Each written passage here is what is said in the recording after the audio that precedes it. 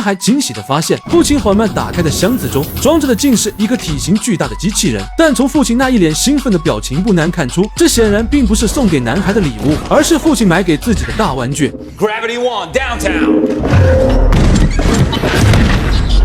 机器人名叫大神功，是个刚刚退役的专业格斗机器人，不仅拥有健硕的体格，并且可以通过简单口令瞬间触发其内置的多套组合拳。如今有了这个大杀器，男人觉得自己的事业第二春马上就要来临。可谁又能想到，几天前他还在为自己的下顿饭而发愁，并且为了维持生计，不惜带着自己唯一的机器人，在偏僻农场与公牛决斗而换取微薄报酬。但原本市场胜券在握的比赛，却因为他的一时分心，被愤怒的公牛来了一场反杀。躲闪不及的机器人瞬间就被扯掉一根大腿。尽管此时在查理的操控下，机器人还能勉强站起身来，但在越战越勇的公牛面前已经毫无还手之力。而紧接着的一记黑牛桃心，则直接让还在苟延残喘的机器人彻底变成一堆没用的废铁。如今查理不仅输掉比赛，更是失去唯一赚钱的工具，而且本就负债累累的他又多出一个债主。I'm gonna come back for my money, Charlie boy. Let's have it. Everybody say hey!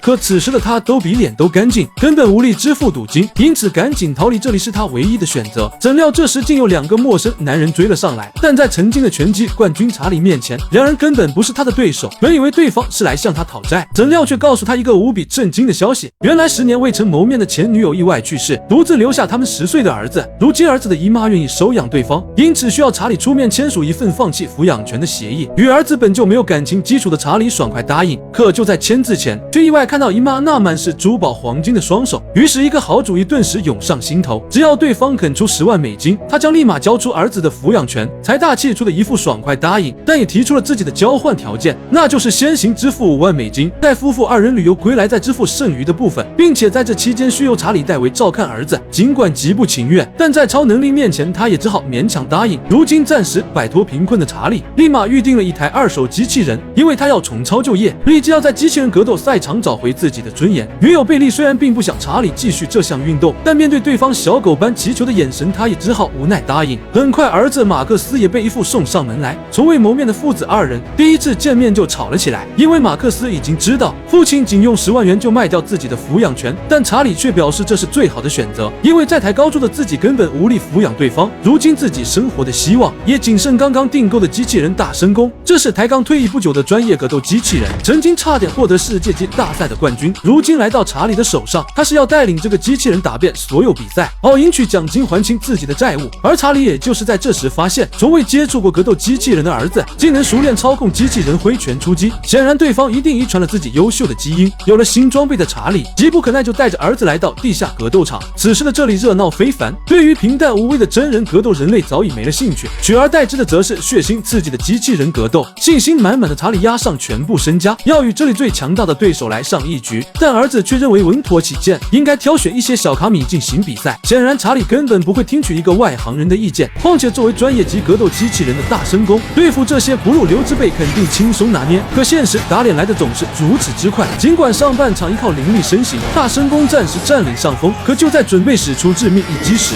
被对方瞅准机会率先出手，场上形势也立马发生大逆转。大神功被对方接连不断的攻击打得无力还手，并且由于操作不够熟练，此时的查理竟然找不到破解对方攻击的招式。而也就在这时，大神功的胳膊也被对方硬生生无情卸下，如今一拳难敌双手，很快他们便输掉比赛。而查理也再次得到一堆没用的废铁，可此时的他仍旧不肯放弃，于是便带领儿子来到一处机器人废品站，企图借用一些零件尝试将2堆废铁重新组合成一个新的机器人。怎料儿子却在不知不觉中走上峭壁边缘，等他发现时已经为时已晚，儿子瞬间掉落下去。可等慌张的查理来到崖底，却幸运的发现对方竟挂在一根突出的机械手臂上，这才捡回一条小命。而直到儿子扒开淤泥，才发现救下自己的原来竟是一个破旧机器人，但殊不知正是眼前这个平常无奇的机器人将会彻底改变父子2人的命运。经过一夜奋斗，马克思独自将机器人挖了出来，直到带回家中才发现充满电的机器人不仅能够正常启动，并且还具备少有的映射功能，这也意味着它不仅能轻松模仿别人的动作，并且还能将其存储在大脑中为己所用。而随着机器人身上的污垢被被冲洗干净。马克思才发现原来对方的名字叫做亚当，随即更是满心欢喜地将其带到父亲面前，恳请对方带他参加机器人格斗大赛。尽管父亲刚刚损失掉自己仅有的2台机器人，但还是立马拒绝了马克思的请求，因为亚当只是第1代机器人，并且在格斗团队中仅仅作为陪练存在。虽然在设计亚当之初将他的防御值拉满，可他的攻击力却几乎为0，因此在残酷激烈的赛场上，他根本撑不了1个回合。但倔强的马克思却坚信亚当拥有无与伦比的潜力，终有一天会大放异彩。而现实也很快会证明马克思的确没有看走眼。不过为了让儿子彻底死心，同时也为了尝试寻找新的赞助商，查理决定带上儿子体验一下真正的机器人格斗大赛。怎料此行的2个目的最终1个也没达成。好朋友因为查理的接连失败已对他失去信心，拒绝借钱给他继续参加机器人格斗赛。而同行的儿子也因受到精彩比赛刺激，更加坚定带领亚当参加比赛的决心。无奈之下，查理只好妥协，隔天便为他们预约一场露天交流赛，并以能够坚持1个回合就算胜利为条件，开启了亚当机器人格斗大赛的首秀。而比赛也如查理预想的那般，毫无经验的亚当开局就被对手困在原地，随即对方手中的大锤更是如雨点般砸了过来。面对如此疯狂的攻击，查理料定亚当根本撑不到回合结束，岂料对方不仅硬生生将伤害扛了下来，并且在最后铃声敲响时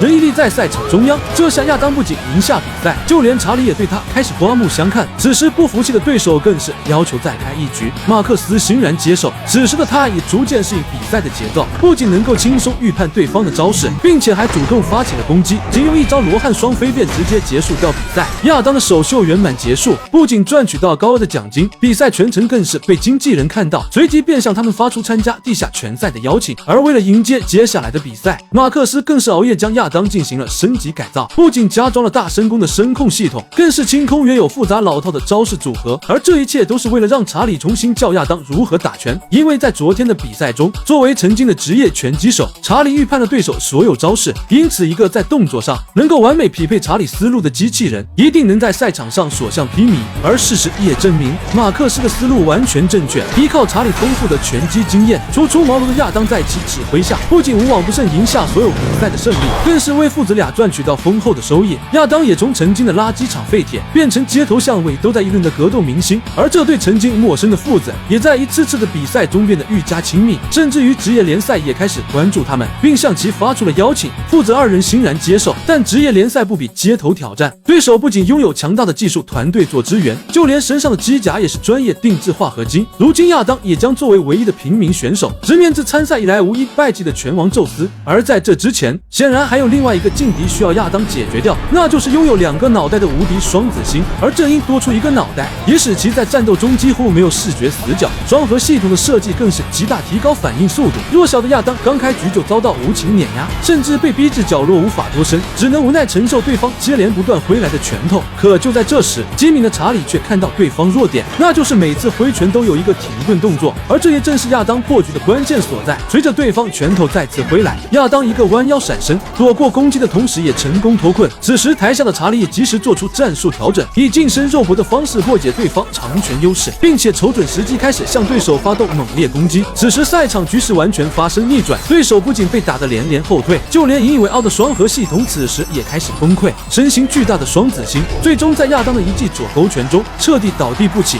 平民出身的亚当以1分钟 KO 对手的成绩取得胜利，而其以小博大的精神更是感染现场的每一个观众。怎料就在这时，马克思却一把夺过话筒，随即更是向看台上的女人发起挑战，而对方正是格斗冠军宙斯的团队。也就在刚刚比赛前，女人竟开价100万想要收购亚当，让其作为宙斯的陪练机器人，但却被马克思一口回绝，因为在他看来，这一路艰辛走来，亚当早已成为自己的朋友和家人，而对方也只不过是看到亚当的无限潜能，害怕自己的机器人宙斯输掉接下来与亚当的比赛。但也正因如此，更应该给亚当一个上台证明自己的机会。本以为赢下了双子星，对战宙斯应该也是轻松拿捏，怎料刚刚开局，宙斯的轻轻一拳竟直接将亚当打趴在地。显然两者并不在同一段位，而接下来的比赛亚当肯定凶多吉少，但好在他皮糙肉厚耐击打，很快就站了起来。可面对拉满攻击力的宙斯，虽然偶尔亚当也能打到对方，但更多时候他还是处于挨打状态，随后更是陷入不断被击倒，在不断站起的无限循环中，最后更是被逼至角落，上演一出单方面受虐的戏码。而随着宙斯缓慢举起左手，本以为亚当的比赛就此结束，怎料关键时刻铃声响起，救他一命。他们竟然成果第一回合，随即通过简单休整便再次投入战战斗，巨大的实力悬殊让亚当总是处于挨打状态，但每次倒下的他都能再次站起身来，并坚持到了第4回合。也就在这时，场上局势开始发生转变，亚当的声控系统意外被宙斯击中，此时他已完全接收不到查理的指令。尽管台下的2人喊破喉咙，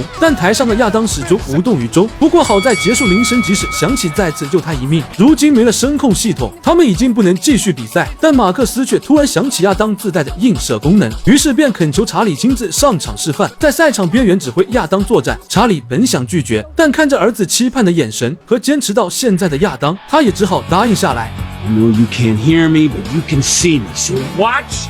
me. Watch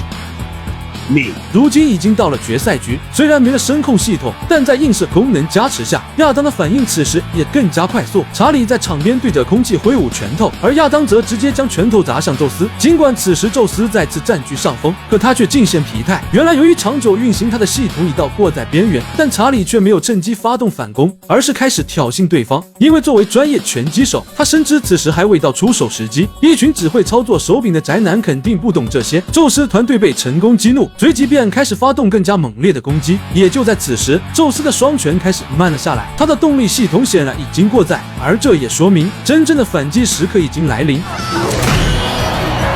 查理不断挥舞着双拳，尽情享受着这一刻。此时台上的亚当俨然已经与他合二为一。作为宙斯的开发者，男人怎么也想不到有天会被来自垃圾场的机器人胖揍一顿。随着查理用尽全力挥出最后一拳，拳王宙斯不败的神话也彻底被打破，而亚当也成为职业联赛上的首位平民冠军。